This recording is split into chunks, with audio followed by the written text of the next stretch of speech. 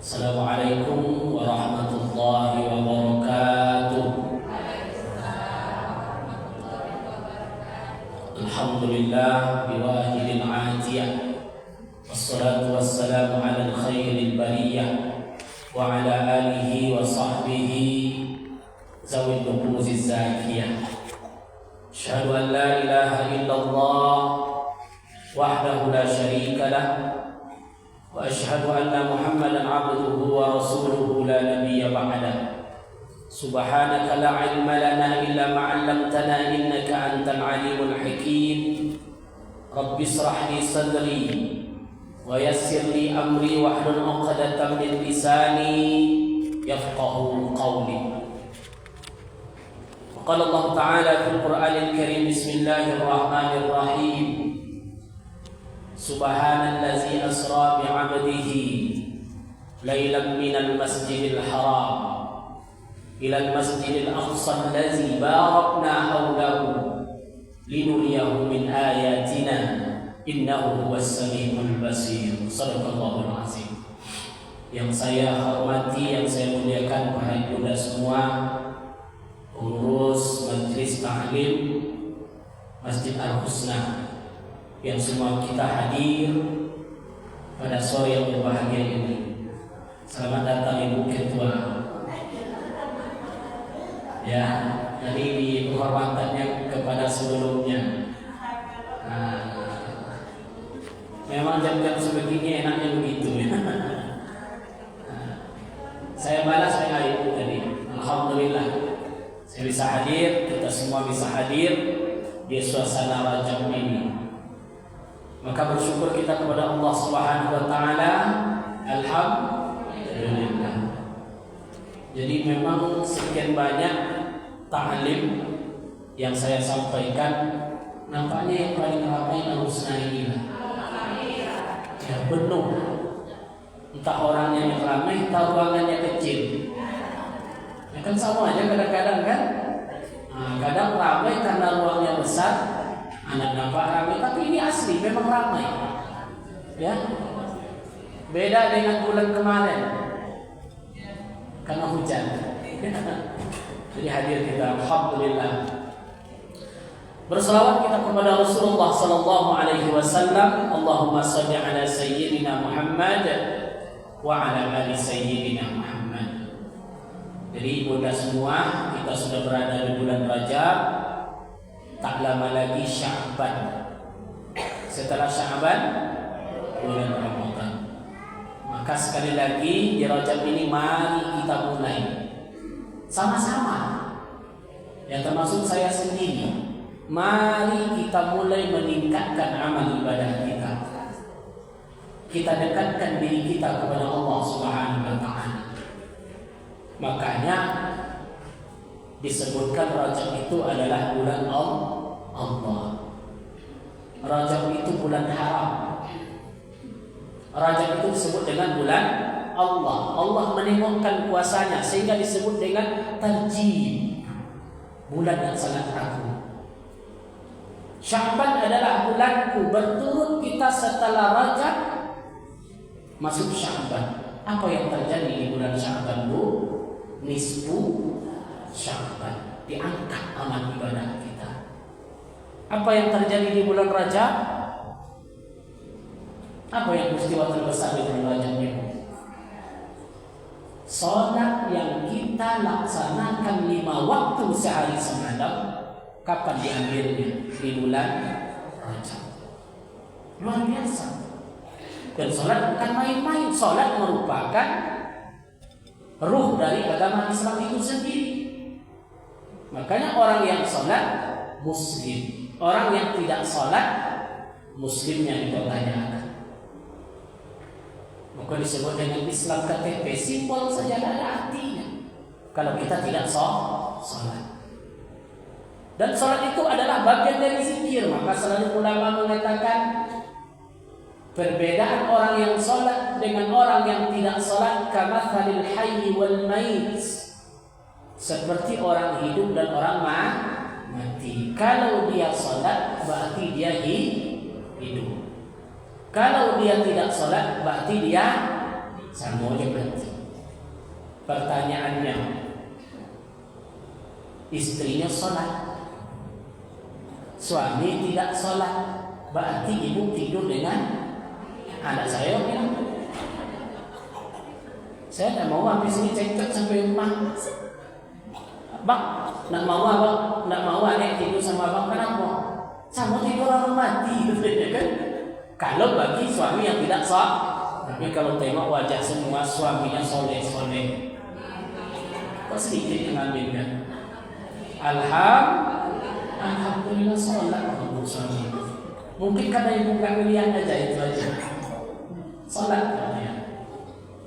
Sekarang kembali, suaminya sholat, istri tidak sholat, berarti si suami tidur dengan orang. Nah, begitulah nilai sholat itu penting dalam kehidupan kita. Kapan itu diterima? Di bulan Rajab. Di Rajab ini kita terima. Peristiwa apa tadi? Isra Mi'raj. Isra itu saya bacakan ayatnya tadi. Subhanallazi asra. Maha suci Allah yang telah memperjalankan. Jadi akidah kita ditanya, bukan Nabi Muhammad yang berjalan. Karena peristiwa Isra Mi'raj itu cuma setengah malam. Ya, jam 12 malam Nabi dibawa dari Mekah ke Masjidil Aqsa Palestina. Atau hari ini dijajah. Tengok ibu kondisinya hari ini. 27.000 syahid. Itu bukan sedikit. Demi mempertahankan marwah Masjid Al-Aqsa tadi. Sudahlah Al-Aqsa dibegitukan, sudahlah Masjid Al-Aqsa sudah diobrak-abrik oleh orang-orang Israel, Zionis. Sudahlah orang-orang Palestina, saudara-saudara kita yang wafat di sana sampai 27.000. Oh, ternyata ada juga yang berani jamaah Masjid Al-Husna nongkrong pakai jilbab makan dia di mana? Kalau saya ketemu saya bilang berani juga lagi.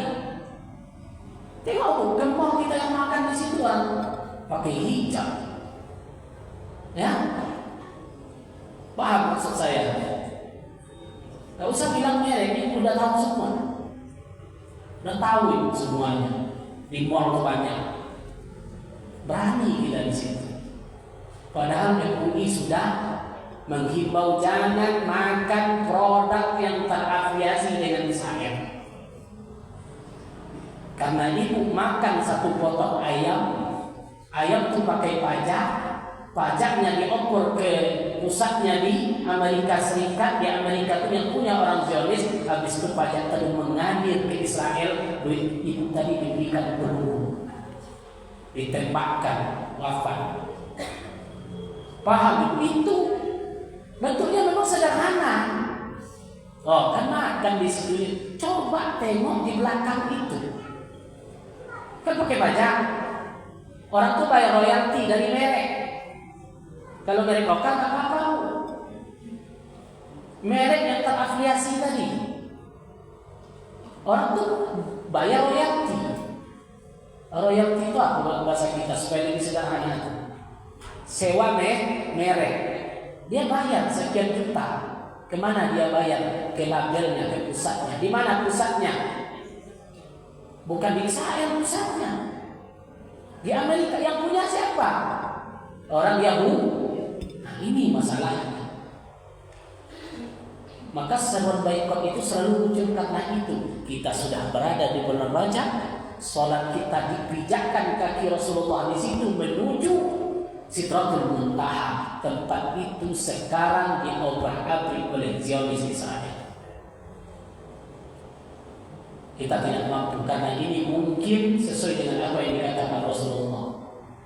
Ketika sahabat bertanya, ya Rasulullah, bagaimana nanti di akhir zaman, kata Nabi itu, umatku itu banyak.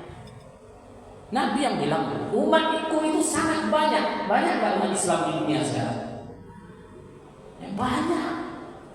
Tapi Nabi menyebut karutha isain, seperti buih di tengah lautan. Banyak tapi diombak ambing. Kita sibuk menyalahkan di antara kita. Sibuk kita. Orang sudah mengembangkan teknologi, kita masih sibuk antara pakai celana di atas mata kaki dan tidak mata kaki. Sibuk kita di situ. Nah ini kemana PKJ? Jadi intinya apa tadi? Isra. Berjalan Nabi Muhammad dari Masjidil Haram ke Masjidil Aqsa. Saya nggak bahas Isra Mi'raj, sebab labelnya tidak ada di depan saya tengok. Tanggal berapa itu? Ada 12 ya. Kita nggak bahas Isra Mi'raj, tapi kita singgung sedikit. Karena kita berada di bulan Rajab. Kalau disampaikan pula nanti, nak mau itu aja lagi nanti kan Isra Mi'raj. Itu. Kenapa Nabi itu diisrakan oleh Allah, Bu? Isra itu bahasa kitanya rekreasi. Asra, berjalan. Saya berjalan dari Pekanbaru ke Bukit Tinggi. Berjalan, asra. Perjalanan. Kenapa Nabi itu dihibur oleh Allah? Tahu itu kisah. Yang pertama, istrinya wafat. Itu menandakan, Bu, rupanya tidak usah ada apa-apa. Yang salah saya sampaikan, begitulah berharganya seorang istri. Luar biasa Khadijah. Berapa beda umur itu? 25-40, berapa bedanya? Berapa, Bu? 15 tahun. Nabi menikah dengan Khadijah umur 25, Khadijah 40 tahun. Panjang kisahnya. Karena Khadijah ini seorang saudagar. Dia bisnis ekspor impor. Saudagar. Nabi pernah bekerja membawa barang Khadijah tadi.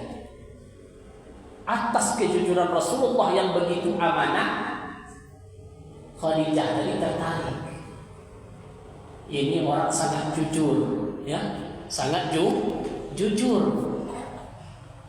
Tapi Khadijah tidak mau dia langsung. Dia pakai utusan. Namanya di sebagian riwayat Maisarah, sebagian riwayat Nafisah. Dia minta kepada Rasulullah tadi, utusan tadi. Apa kata Khadijah? Mau tak Muhammad menjadi suami saya? Itulah dalilnya, Bu. Seorang perempuan itu kalau suka dia kepada laki-laki, boleh tak dia mengutus orang untuk meminangnya? Boleh tak? Cuman syaratnya ibu harus janda. Harus janda. Yang dilamar itu harus pula orang yang tidak terikat dengan orang lain. Iya, Bu. Udah kok dalam Islam boleh saja. Iya, betul tadi. Hati-hati lah. Kalau istilah orang sekarang pelakor katanya.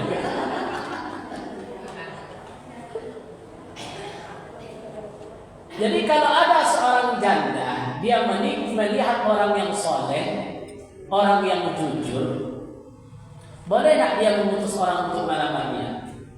Boleh. Dan itu terbukti ampuh. Kenapa Pak Kuat? Pernah saya nikahkan orang seperti itu.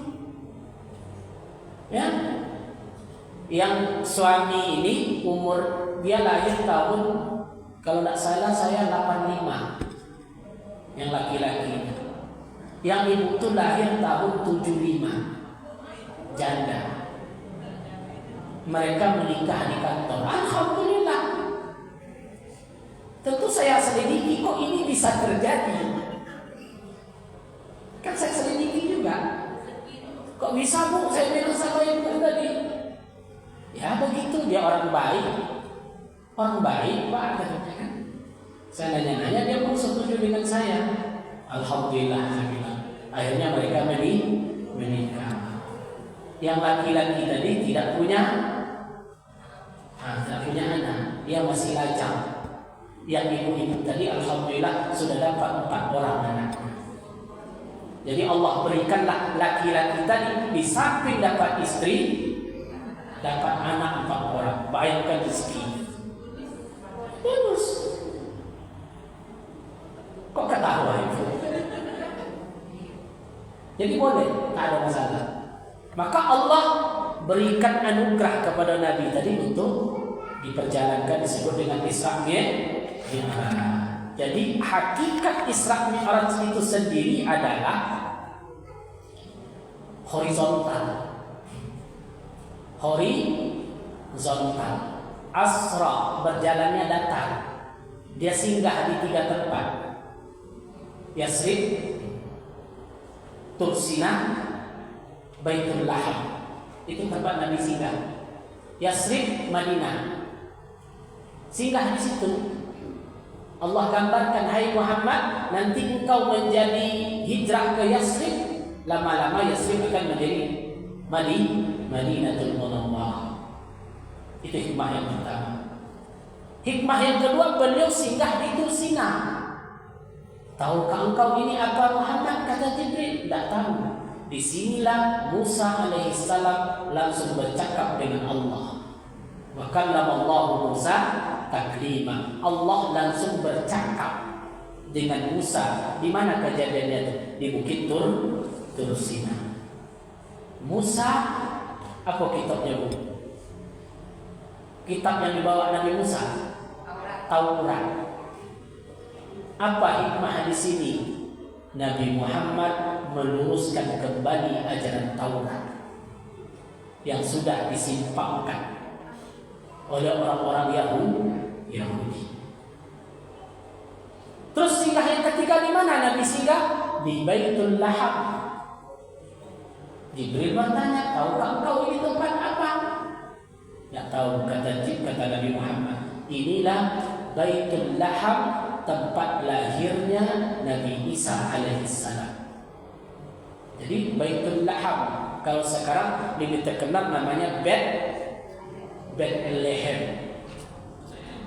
Bait itu rumah, Laham itu daging. Rumah dan daging. Lahir Nabi Isa di situ. Apa kitab Nabi Isa? Injil. Rasul hadir mengembalikan ajaran Injil kepada yang asli. Karena hakikat kitab Injil itu adalah mentauhidkan Allah. Hakikat ajaran Taurat itu adalah mentauhidkan Allah. Dan kita wajib beriman. Taurat, Injil itu merupakan kitab yang diturunkan oleh Allah selain Al-Quran.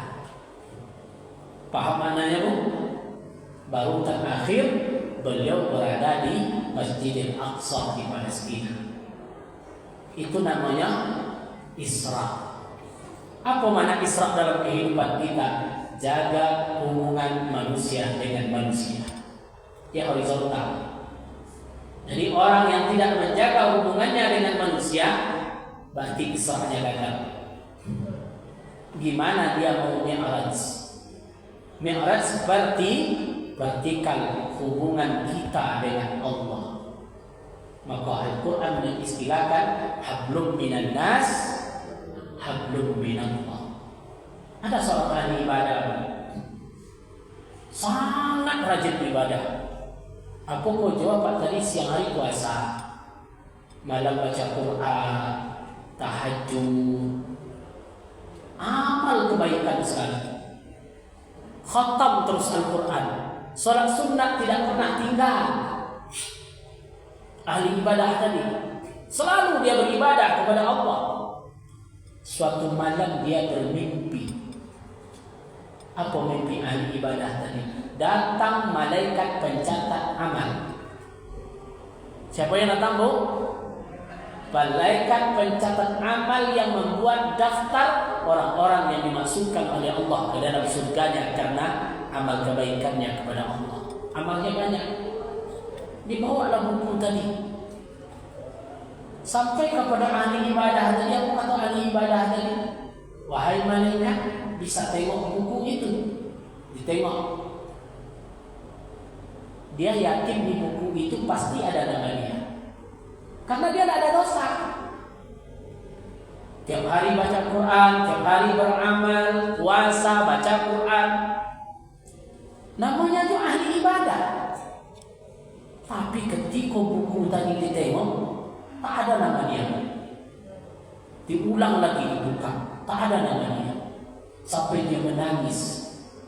Dan dia bertanya, wahai malaikat, kenapa tidak ada nama saya di kitab ini? Kenapa nama saya tidak dimasukkan ke dalam ahli surga?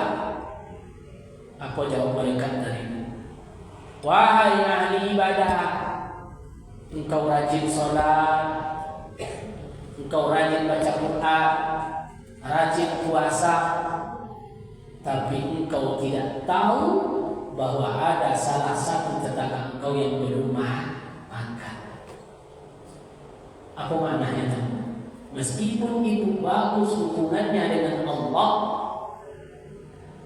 meskipun ibu umrohnya berkali-kali, tapi kalau masih ada sanak kerabatnya yang kelebaran, percuma lagi, tak guna. Ya, makanya dahulukan yang belum makan ini, dahulukan yang susah ini. Kalau nggak tahu lain, kalau nggak tahu lain. Tapi kalau kita tahu itu apa maknanya? Berarti hubungan kita dengan orang sekitar baik. Kenapa kita tidak tahu? Mungkin kita hanya mementingkan diri kita, tidak pernah menengok diri kanan. Taklim orang taklim sendiri, yes. Toyong orang tua toyong sendiri. Kegiatan sosial orang kegiatan sosial sendiri. Dia tidak mau membangun hubungan sosial. Islam itu hablum minan nas, hablum minallah. Itulah makna daripada Isra Mi'raj. Paham bu? Terutama maka di Al-Quran tadi wal aqrabin. Siapa orang pertama dulu yang kalian nengok itu sanak kerabat. Al-Quran itu sedekah yang paling baik pertama kepada siapa? Orang tua. Sedekah yang terbaik kepada siapa setelah itu? Anak istri. Anak istri itu sedekah terbaik. Sedekah terbaik setelah itu siapa? Sanak kerabat. Ini orang lain dibawa makan di mall. Anak istri jarang dibawa makan di mall. Ada nggak yang seperti itu? Allah semangat ibu-ibu. Ibu yang kawan di kafe makan. Ibu sama istri, anak istri hampir aja lah gitu. La ilaha illallah. Jadi begitu juga ibu-ibu. Siapa yang kita pedulikan dahulu? Famili kita yang susah. Itu kadang didahulukan pula orang lain daripada ada sanak kerabat kita yang susah. Itu dulu ditengok. Maka sampai di rumah memang nanti anak kecil yang di sana susah tak kuliahnya. Daftar uang. Ada yang mengumpulkan uang. Itu dulu selesai. Kenapa?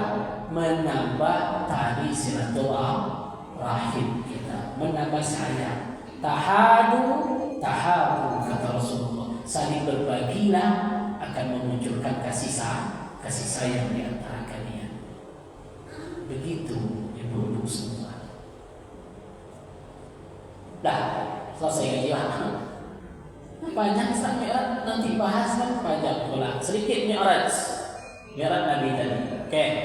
Dari Masjidil Haram, dari Masjidil Aqsa ke Sidratul Muntaha. Itu panjang ceritanya. Singkat saja. Pertama, Nabi naik 1, 2, 3, 4, 5, 6, 7 selesai. Setelah hari ke-7 itu seluruh Nabi ketemu. Banyak Nabi ketemu. Banyak yang Nabi lihat. Allah perlihatkan semuanya. Di sana Allah perlihatkan. Sampai ke akhir apa? Sampai ke Sidratul Muntaha. Maka ayat Mi'raj itu dalam surat An-Najm. Ya, dalam surat An-Najm. Apa ayatnya itu? Apa tumarunahu fi nazlatin ukhra inda sidratil muntaha. Kata Allah, ketika Nabi berada di Sidratul Muntaha, Nabi begitu terkejut. Kenapa Nabi terkejut? Karena disitulah Rasul menengok Jibril yang asli. Jibril itu baru nampak aslinya ketika di Sidratul Muntaha. Kalau suami ibu kelihatan aslinya kapan? Baru nampak aslinya. Nah, itulah istilahnya kan. Nampak aslinya. Ustaz pada ini tanya. Baru nampak aslinya, Bu. Karena Jibril itu biasanya datang ke Rasulullah ketika Nabi di Madinah, di Mekah seperti pemuda. Kadang-kadang seperti orang tua. Kadang-kadang Jibril datang melalui mimpi, wahyu tadi. Kadang-kadang wahyu itu datang melalui seperti gemercik lonceng. Kadang-kadang wahyu itu datang, Jibril langsung duduk di hadapan Nabi menyampaikan wahyu. Tapi tidak pernah Nabi melihat aslinya. Di mana Rasulullah menengok aslinya Jibril tadi?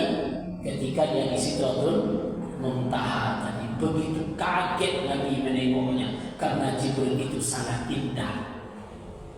Lebih indah aslinya daripada tidak aslinya. Kalau suami ibu lebih indah tidak aslinya. Ibu yang bilang dulu. Seharusnya sama indah kita dengan asli kita. Itu yang bagus. Tidak ada pura-pura.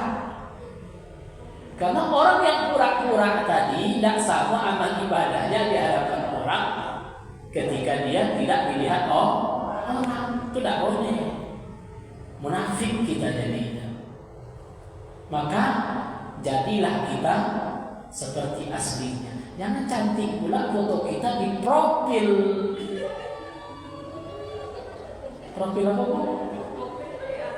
Profil WA daripada asli.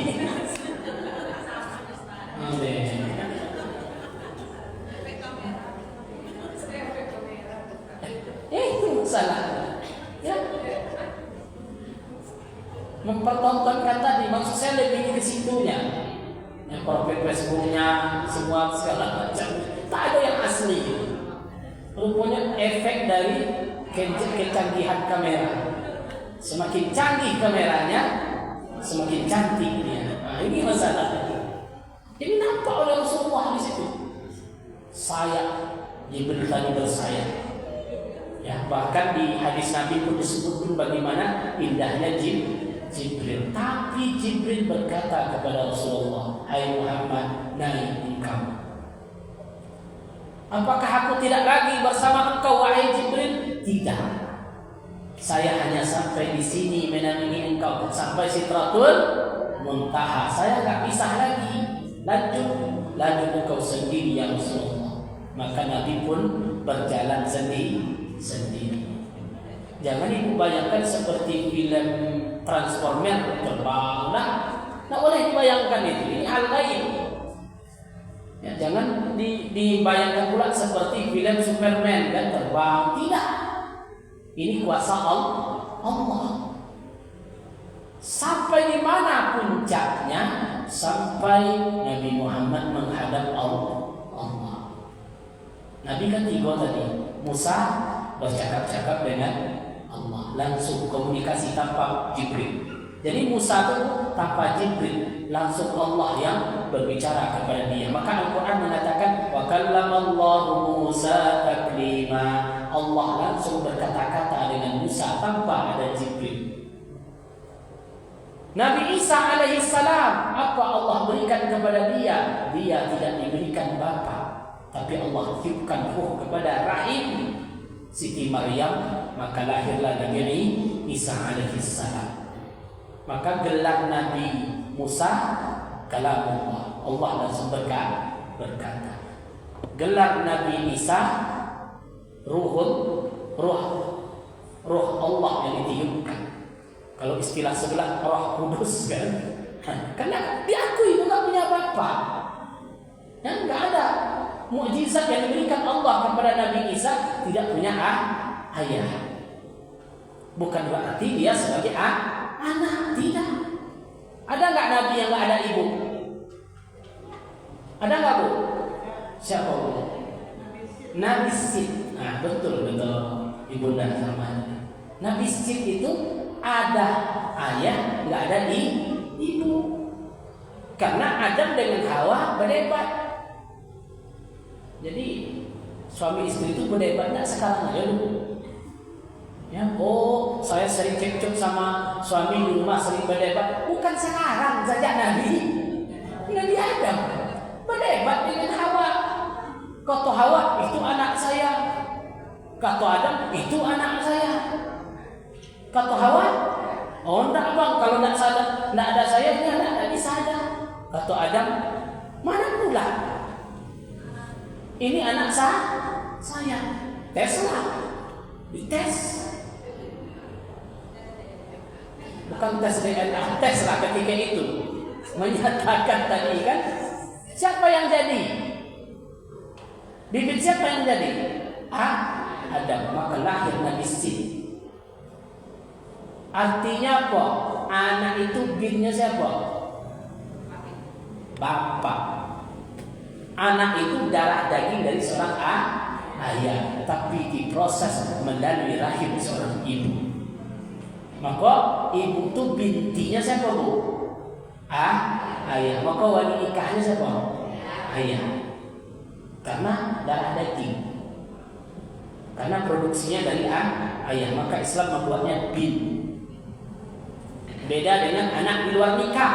Mohon maaf. Ya, tidak bisa ya jadi wali. Tidak bisa. Ya, tidak bisa seorang bapak jadi wali terhadap anak yang telah di luar nikah. Kalau dia perempuan, siapa walinya Bu? Wali hakim. 100 ada pernah saya walikan orang seperti itu kan. Ini lah sekitar berapa tahun kan di KUA. Kenapa Pak walinya? Itu dapat gua lebih dulu proses daripada ini wali hakim. Jadi Sid dengan kekuasaan Allah tak punya ibu, tapi punya bapak. Apakah dia juga harus anak Tuhan juga? Tidak. Ada tak nabi yang tidak ada ibu, tidak ada bapak? Ada. Nabi yang tidak ada ibu, Nabi Sid. Nabi yang tidak ada bapak, Nabi Isa alaihissalam. Jadi semua itu adalah kekuasaan Allah. Jadi tak akan pernah pindah tauhid kita. La ilaha illallah. Tidak bisa digeser itu. Tidak ada bapak, tidak ada ibu, tidak ada apa-apa. Tapi yang berkuasa itu hanya Allah. Maka Nabi menghadap ketika Mi'raj tadi. Apa kata Allah ketika itu? Itulah yang membaca tiap 5 waktu itu. Assalamu alayka ayyuhan nabi wa rahmatullahi wa barakatuh. Selamat atas engkau hai nabiku, kata Allah. Wa rahmat, dan rahmatku di atas engkau. Apa jawab Nabi ketika itu? Assalamu alayna wa ala ibadillah as-salihin. Padahal Rasul berada di puncak yang orang belum pernah sampai ke situ. Apa jawab Nabi? Ya Allah, bukan saya saja yang selamat. Assalamu alayna, yang selamat itu kami. Wa ala ibadillahis, dan hamba-hambamu yang soleh, umat-umatku ya Allah. Di puncak tertinggi, Nabi masih mempunyai sifat yang sangat rendah hati. Di puncak tertinggi Nabi masih rendah hati. Kok baru anak gubernur? Kalau anak presiden bogi yang itu apa? Baru anak gubernur. Sombongnya bukan main, ini oknum ya. Baru pejabat. Yang lucu baru jadi ibu RW, contoh. Nanti si ibu ya mau jadi ibu RW nggak mau mau dia ngomong itu lagi sama kita. Sejak jadi ibu RW tidak mau ngumpul-ngumpul lagi sama Allah Akbar. Nah, saya nggak tahu ada yang RW di sini. Ada. Alhamdulillah. Tapi ibu RW ini tawaduk. Tapi kalau tidak sempat nih, gara-gara selama jadi ibu RW tidak pernah ikut taklim, itu baru. Itu baru. Masya Allah, makanya luar biasa ramai kita hari ini. Alhamdulillah. Jadi Rasulullah itu mengajarkan rendah hati, meskipun kita di posisi apapun, tetap kita mengingat orang-orang yang ada di sekeliling kita. Oke, begitu saja. Bisa yang sudah dibuka. Hablum minallah, hablum minannas. Maka Nabi menengok di neraka itu ada 10 macam kelompok. Nabi di surga ada 10 macam kelompok. Kalau kita bacakan sampai maghrib tak selesai. Jadi cukup itu saja. Mudah-mudahan bermanfaat. Ada yang bertanya silakan. Ada yang bertanya? Nah, silakan Ibu Ketua. Silakan Ibu Ketua.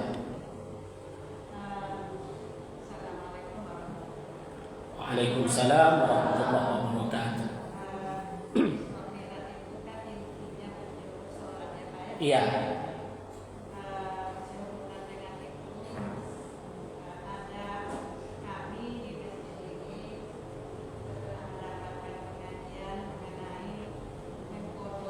Oh, mengqadha shalat, ya.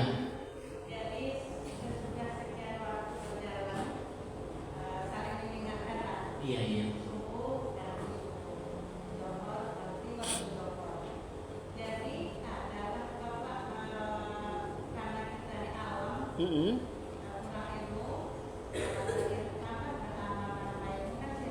Ya.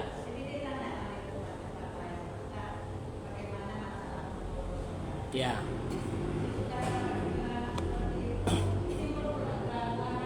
Oh ya. Oke.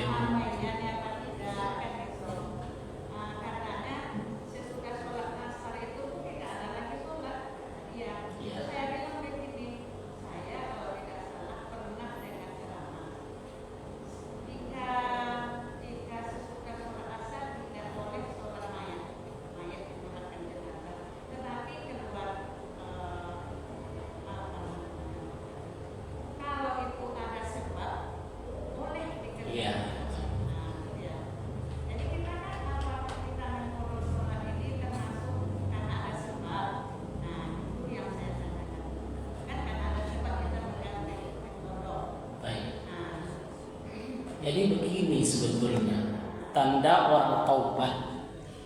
Salah satu tanda kita taubat kepada Allah itu menunaikan kewajiban kepada Allah. Maka salah satu kewajiban kita tadi tentu ada hutang. Hutang itu ada 2. Hutang kepada manusia, hutang kepada Allah. Hutang kepada Allah itu apa? Contoh, sebelum kita taubat, hijrah dan istilahnya, puasa kita itu bolong-bolong. Tentu kita kalkulasikan lagi. Setiap puasa sunnah wajib diniatkan qadha. Enggak dipaksa langsung, tidak.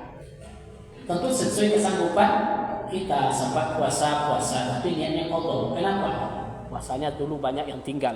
Nah, itu contoh ya. Kalau masalah sholat, kalau sholat memang ada beberapa pendapat ulama. Tapi di kitab yang kita kaji, qadha itu wajib. Berapa ibu tinggalkan dulu? Ustaz, saya mau sholat itu sejak punya suami. Umur berapa ibu punya suami? Umur 20 umpamanya. Balik umur berapa? Umur 13. 13 sampai 20 berapa tahun? 7 tahun. 7 tahun kali 350 hari. Berapa bu? Ya kan dapat seminggu. Setelah itu dikali 5. Itu gimana cara bayarnya? Nggak mudah dipaksa. Kapan ada waktu? Maka ibu tadi ada pendapat yang subuh bagus. Karena sholat yang tidak boleh setelah subuh itu sholat yang tidak ada sebab. Contoh, boleh nggak sholat sesudah asar? Boleh nggak sholat sesudah asar? Sholat sesudah asar itu tidak boleh. Sholat apa dulu? Sholat ba'da asar itu haram. Tapi setelah sholat asar saya jalan masuk masjid, boleh nggak saya tahiyat masjid? Boleh, itu ada sebab. Atau setelah asar ibu wudu, ibu sholat sunat wudu, boleh nggak? Boleh. Atau setelah asar ada jenazah yang mau disolatkan, boleh nggak sholat? Boleh. Itu namanya lil asbab, karena ada sebab. Termasuk mengqadha tadi boleh. Boleh kita mengqadha itu. Ada masalah. Jadi boleh kita mengqadha. Memang ini masih khilafi, maka saya tidak memaksakan pendapat ini, karena ada juga sebagian ustaz dari beberapa sumber kitab qadha itu tidak ada. Tapi Imam Subki, Imam Asy-Syafi'i, Imam An-Nawawi, imam dalam mazhab Syafi'i, qadha salat itu wajib. Karena itu kewajiban kita kepada Allah yang harus dilaksanakan. Kenapa ditinggalkan? Kalau begitu Ustaz, dah selesai hutang kita kepada Allah dengan qadha? Belum tentu. Karena salat itu disengaja keluarnya. Kecuali sholat yang tidak disengaja, tidak ada qadha. Contoh ibu subuh terbangun siang, apa niat sholat subuhnya itu? Ada. Tidak qadha. Karena bukan kelalaian kita. Bukanlah lalai. Nah, begitu. Jadi masalah sholat ini bukan masalah main-main, karena yang namanya sholat tidak ada rukhsah sampai apapun. Nak bisa toga, duduk. Nak bisa duduk, berbaring. Nak bisa berbaring, isyarat. Nggak bisa isyarat Allah ketemu, isyarat hati. Nggak bisa isyarat hati, itulah terakhir. Jadi tidak ada batas, Bu.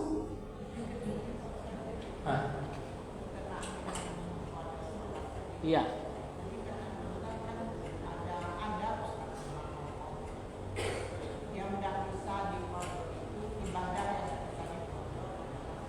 Iya. Jadi sholat-sholat yang tidak sempurna, yang tertinggal, itu bisa disempurnakan dengan sholat sunat.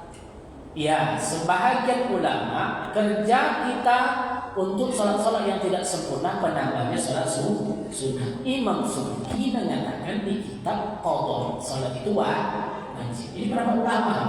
Jadi kalau ulama fikih yang berbicara itu berbagai macam pendapat.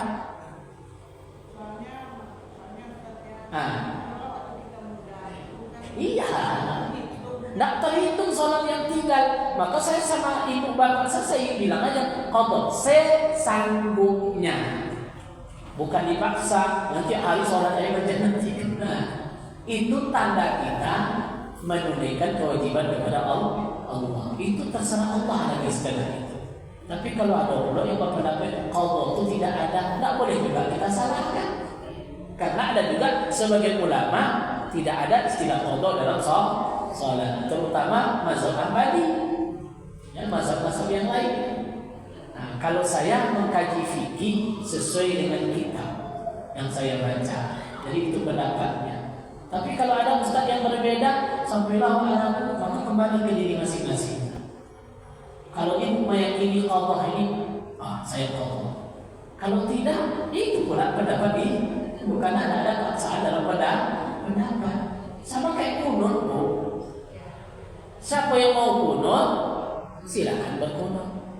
Karena ini pendapat. Tapi kalau sholat jamaah ikut imam, imam berkunut, makmum berkunut. Imam tidak berkunut, jangan kunut. Kita berkunut, batal sholat kita.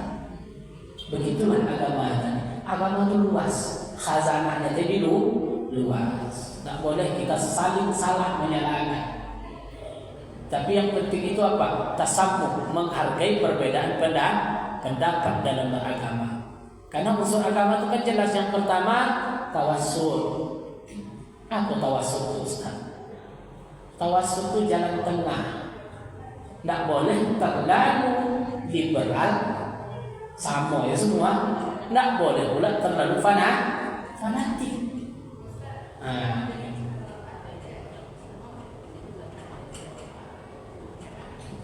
imam berkunut pasti berkunut jamaah, karena jamaah pasti ikut imam, kecuali dia rukuk langsung, sujud tak langsung dia, pasti ikut. Soal angkat tangan dan tidak angkat itu tidak masalah. Soal dia baca tidak baca itu tidak masalah. Paham itu? Jangan ibu sangka berkunut itu angkat tangan dia segala macam. Karena angkat tangan pun masih khilafiyah. Ada yang salat begini bu, ada yang salat begini, ada yang salat begini. Kalau kondisi ibu nanti, ibu ini tidak sah salat tadi imam, kemudian dia tidak angkat tangan, itu biji kita nama awalnya. Jadi beragama tadi ibu, intinya seorang makmum tadi ikut imam.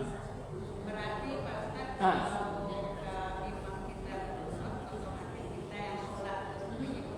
wajib menunggu sampai imam suruh. Ada yang berpendapat mengangkat tangan, ada yang tidak, itu terserah kepada masing-masing. Jangan gara-gara ibu pun asal salat dia nak angkat tangan pun khilafiyah. Ada yang tak angkat tangan, ada yang angkat tangan. Begitu macam-macam salat itu. Kalau kita bacalah fikih 4 mazhab dan dalil-dalilnya, cara mengangkat tangan ini banyak. Allah Akbar, ada begini. Allah Akbar, ada begini, ada yang begini, ada yang gitu. Semuanya sah. Itu saya bilang. Semuanya sah. Jadi jangan cepat kita memvonis. Ini tidak sah, angkat tangan ini. Contoh sujud, kalau tidak tertempel yang 7 ini, memang tidak sah sujudnya. Wajib tertempel anggota yang 7. Ujung kaki, ujung lutut, tapak tangan, kening. Nah begitu.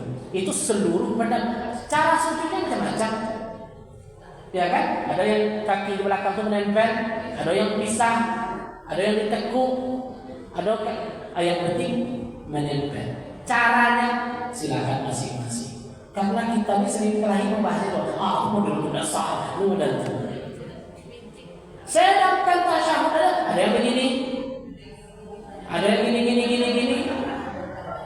ada yang begini. Sah nggak semuanya? Sah. Kenapa? Karena tidak bergerak 3 kali. Tapi kalau ada yang tasawufnya begini, itu batal. Maka fikih itu luas.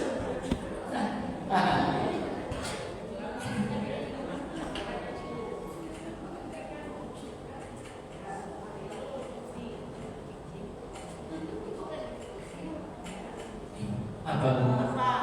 sholat di kursi, kan sujud itu tidak bisa. Ya. Dulu di kursi, kalau ruku bisa. Semampunya.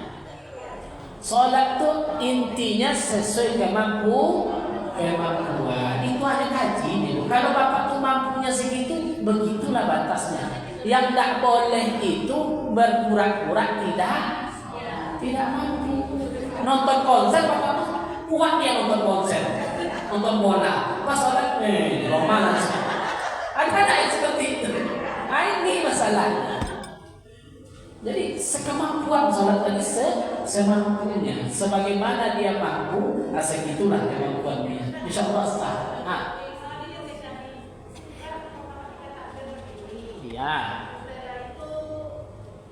Ya.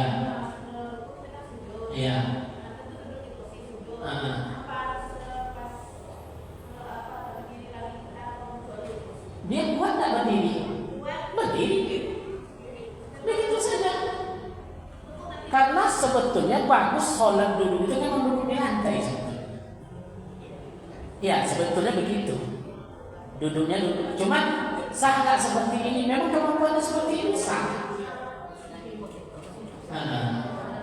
Ada juga kadang orang tuh sholat mampu, dia pas ketika sujud, pas berdiri lagi tidak mampu, maka dia duduk. Begitu. Kan ada orang yang bisa turun dari berdiri, tapi dari turun itu berdiri tidak kuat lagi. Begitulah kemampuannya. Bisa jadi dia goyang segala macam lama-lama kan.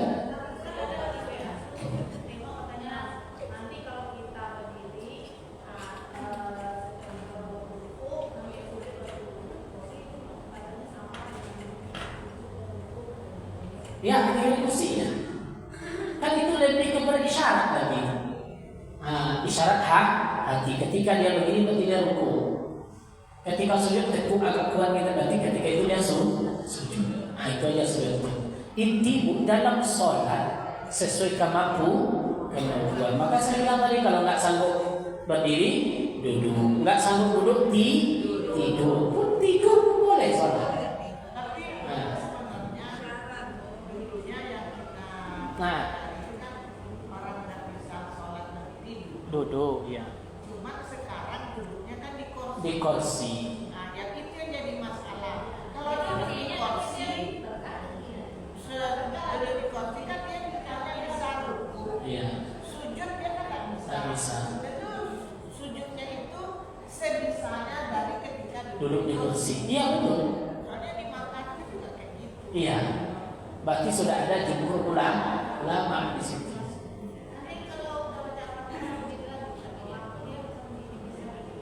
Apa? Apanya? Sudah baca Al-Fatihah. Kalau dia mampu ya berdiri. Kalau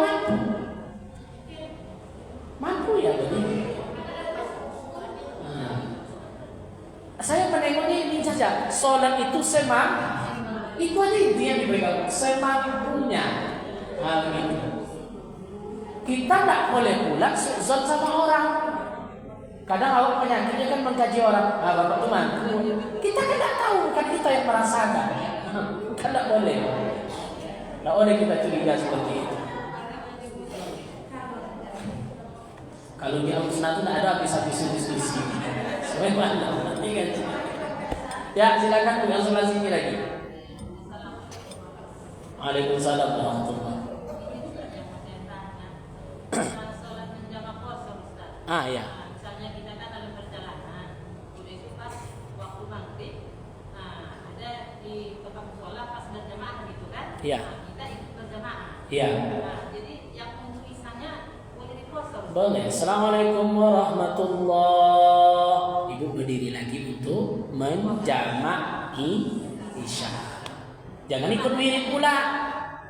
Niatnya tadi gimana dong? Sengaja aku sholat isya jamak qasar berdua ya. Enak lagi jamak qasar, kadang musafir ya. Rasanya itu kan ikut imam. Ya. Maghrib tadi itu Maghrib normal. Kan maghrib di waktu dia. Yang ibu jamak kan isya ke maghrib. Makanya niat jamak qasarnya isya. Maghrib dia di waktu dia. Paham ibu? Jangan ibu sangka jamak qasar itu harus dua sholat itu tersendiri dia. Tidak boleh kita jamaah dulu yang pertama, bukan begitu. Jumat saja. Assalamualaikum warahmatullahi. Boleh tidak saya jamaah asar? Setelah salam saya jamaah asar ke Jumat, ke zuhur namanya. Boleh. Ya boleh. Kami sering seperti itu, kadang pergi ke Sumatera Barat sampai di Bukit Tinggi sholat zuhur, ikut kita jamaah dengan zuhur. Karena kami rombongan tadi setelah orang zuhur yang musafir dipisah, kami buat sholat jamaah jamak qasar asar ke zuhur. Yang tadi berarti sholat kita mungkin ikut orang 4 rakaat kita. Kan sholat itu tersendiri dia.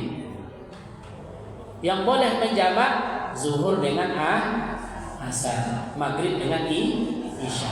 Kalau musafir boleh jamak qasar. Itu beda. Bedakan dulu jamak dengan qasar.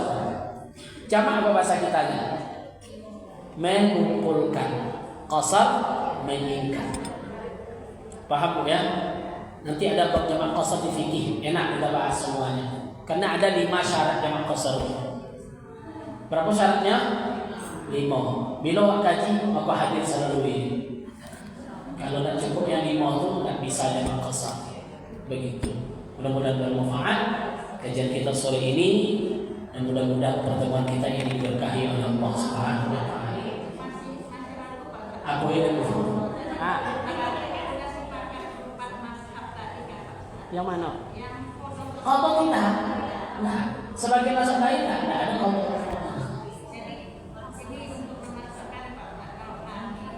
kalau hukum fikih itu kalau ibu cari pasti susah. sah dengan pendapat temannya. Sekarang kita ikuti. Kalau pribadi saya wajib qadha. Kalau saya tanya, itu.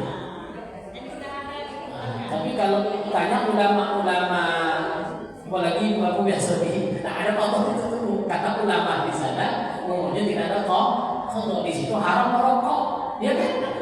Majelis taklimnya haram, saya dukung itu haram merokok, tapi sampai itu di mana ulama kasihlah. Masalah taklim itu banyak juga sih yang tidak benar. Ya maksudnya inti itu semua untuk kemuslihan. Ya produknya manusia. Tapi itu penting karena kita sebagai umat ada dasar. Dan insya Allah kalau itu kita pegang kita selamat. Itu aja sebenarnya. Begitu.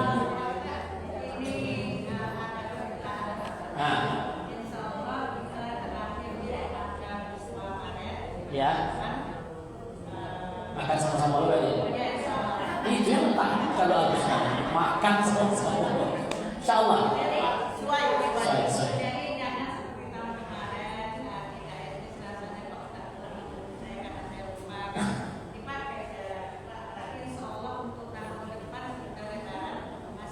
Insya Allah.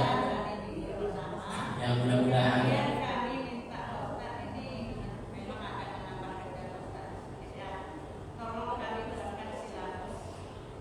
Silabus. Oke, bisa.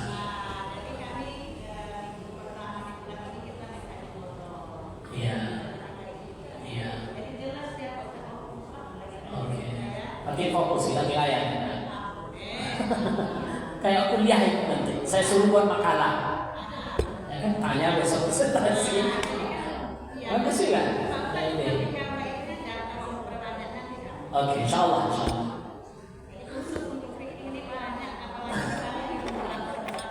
Insya Allah. Oke.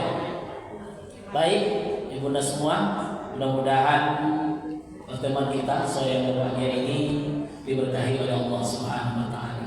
Jadi kalau ada pertanyaan tunda dulu itu. Siapkan pertanyaan yang bagus. Saya jawab insya Allah kalau dapat, kalau tidak kita tunda ini. Al-Fatihah. Alhamdulillahirabbil alamin. Shiratal ladzina Na'udzu billahi minasyaitonir rajim. Bismillahirrahmanirrahim. Alhamdulillahi rabbil alamin wal 'aqibatu lil muttaqin wala 'udwana illa 'alal zalimin. Allahumma barik lana fil rajab wasya'ban wa ballighna ramadan. Allahumma anfa'na bima 'allamtana wa 'allimna ma yanfa'una wa zidna 'ilman ya Allah ya mujibas sa'ilin. Allahumma lakal hamdu wa ilaikal mustaqim wa antal musta'an wa la hawla wa la quwwata illa billahil 'aliyyil 'azim. Allahumma inna na'udzubika minal hammi wal hazan wa na'udzubika ya Allah minal 'ajzi wal kasal wa na'udzubika ya Allah minal jubni wal bukhl wa na'udzubika ya Allah min ghalabati ad-dayn wa qahri ar-rijal. Rabbana ighfir lana dhunubana wa liwalidina warhamhuma kama rabbayna shighara.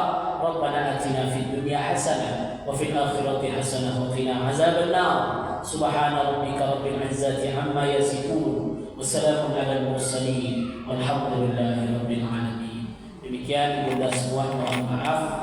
Wassalawat tibil kulumnya lupa saya maafkan kita. Insyaallah lah. Besok kita apakan lagi. Demikian subhanakallahumma wa bihamdika asyhadu an la ilaha illa anta astaghfiruka wa atubu ilaik. Assalamualaikum warahmatullahi wabarakatuh.